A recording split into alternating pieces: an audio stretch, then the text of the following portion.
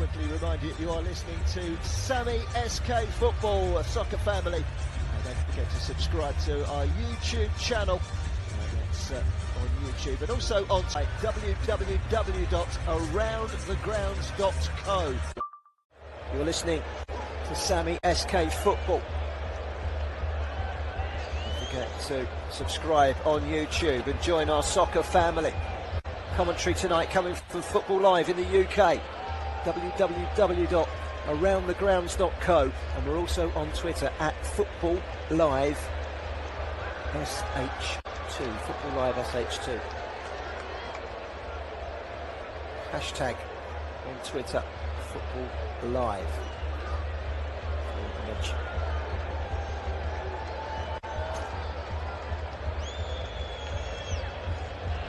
Robertson over the top towards Origi.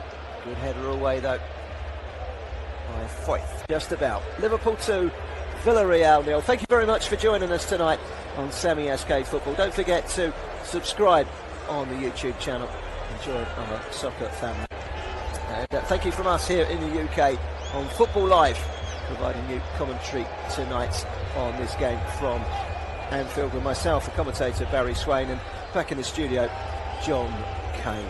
Final score, Liverpool 2, Villarreal 0. Don't forget, by the way, to follow us on Twitter at Football Live on the YouTube channel. Mark Gahey, who we can hear from now. Palace co-owner Steve Parish has said it'll take superstar money to let him go. Club captain's been speaking to Kelly Summers about letting what happens happen and how his time at the Euros has changed him. I'm just me with a few more lessons learned, a few more experiences in life. You know, going to a major tournament is something amazing. You know, I think every player wishes to experience that. I think that's just another experience in my life that I can, you know, lean on in maybe in difficult moments or even in good moments as well. So yeah, I'm still the same me. I know you're quite modest about. Until I'm 40, that'd be great.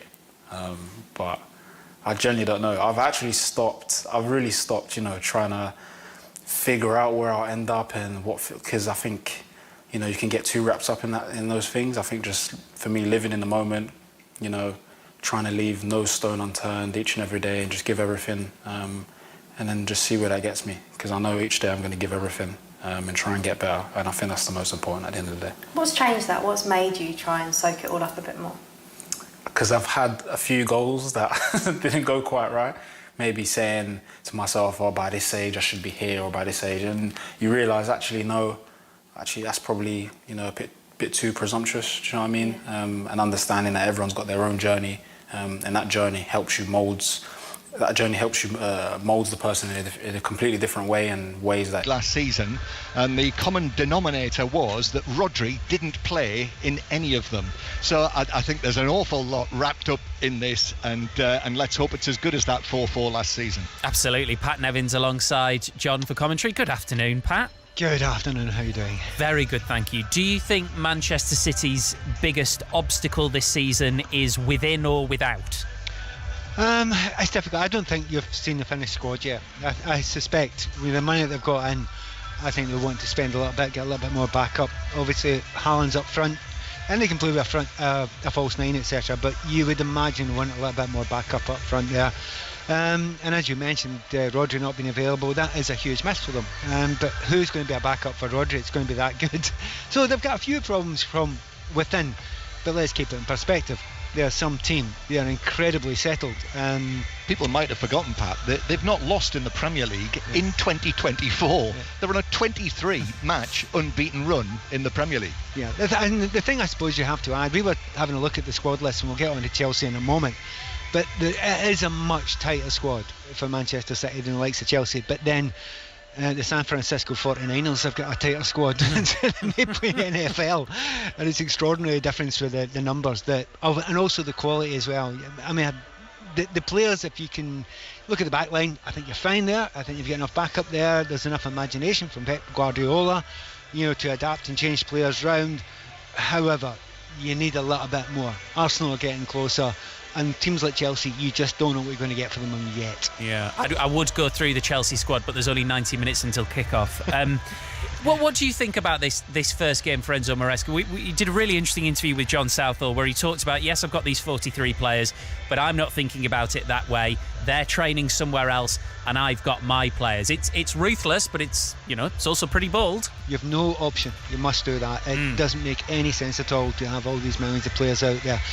It's really it's disheartening for a lot of players, because they will know that they're miles away from it.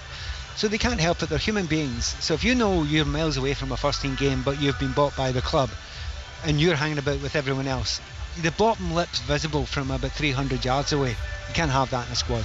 You need to have everyone positive, optimistic, building for the same direction and helping each other out. And it sounds simple and sounds easy and it sounds that's the way it should be done, but there's a reason why some managers like to keep a fairly tight squad. It's because it's really hard managing that and keeping everybody positive. And there was problems last season. Pochettino said it.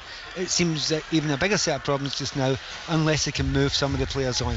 But looking at the group they've got, I mean, everyone said it. There's a team in there. Actually, probably two teams in there, but there's one really good team in there that if they can just get them to work together, gel together and grow, then it should be a very interesting season for them. But the thing to underline, and I had someone asking at the press conference earlier this week about, is it a needed top four this season for Chelsea? And Maresca was saying, well, I've not been told that. Well, for goodness sake, 1.2 billion, 35 players bought. Come on. If you're not wanting top four after 3 years after that, what are you wanting? What are you doing it for? What's the reasoning?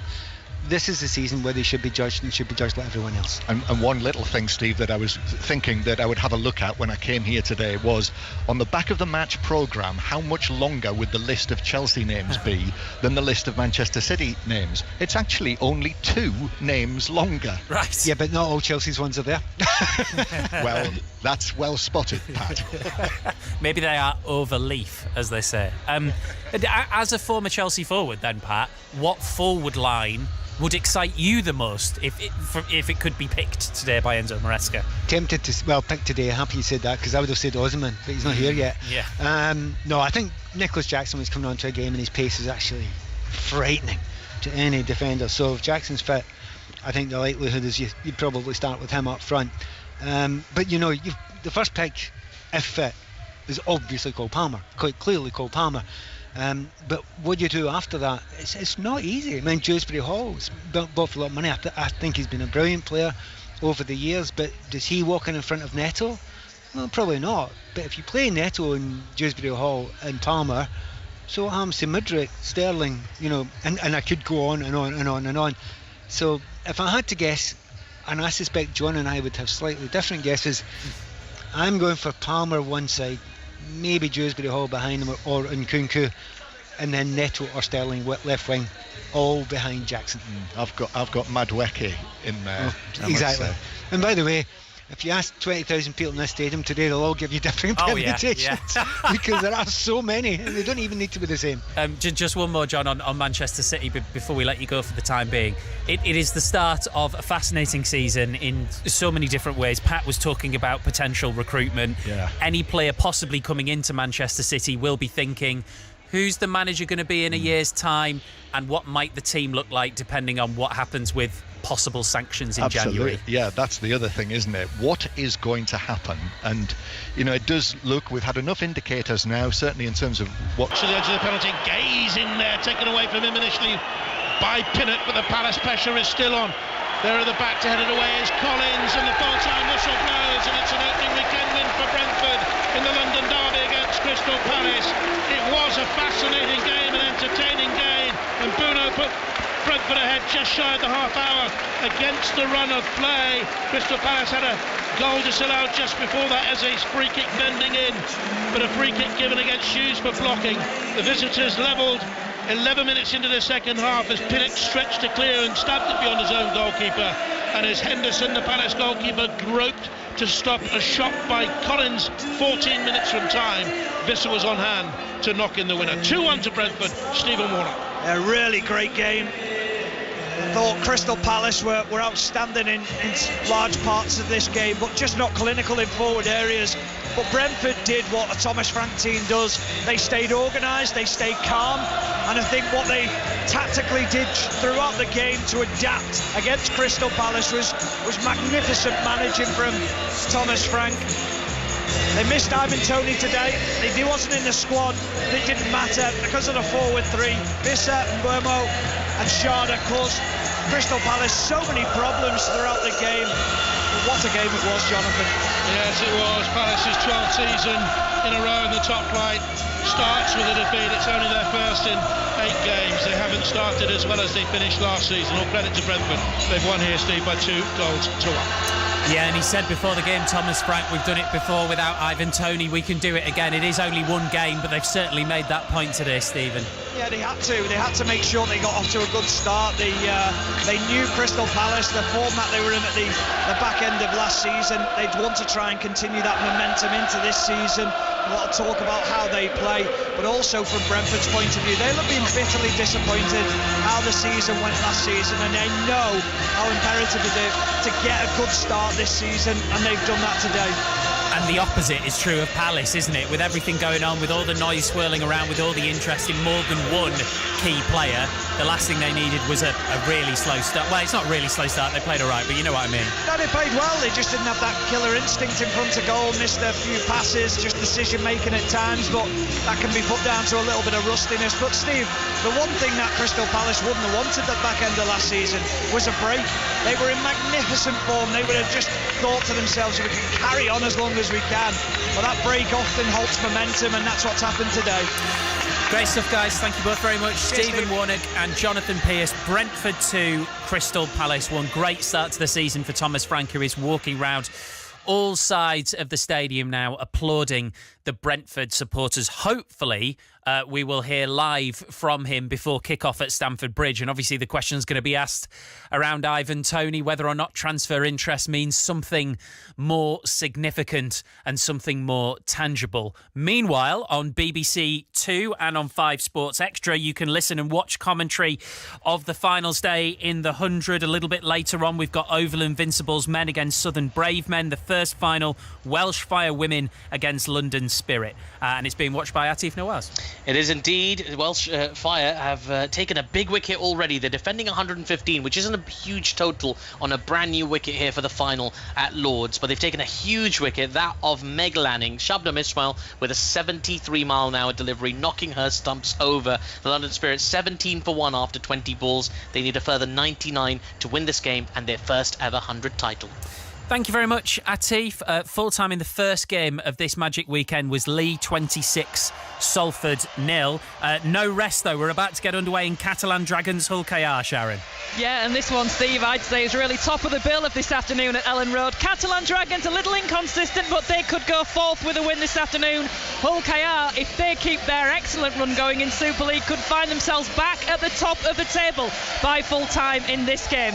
Rovers have won 9 of their last 10. The last defeat was against Catalan Dragons. We're expecting a good one with this one, Steve. Kick off just a few moments away. Thank you, Sharon. We're expecting a good one in half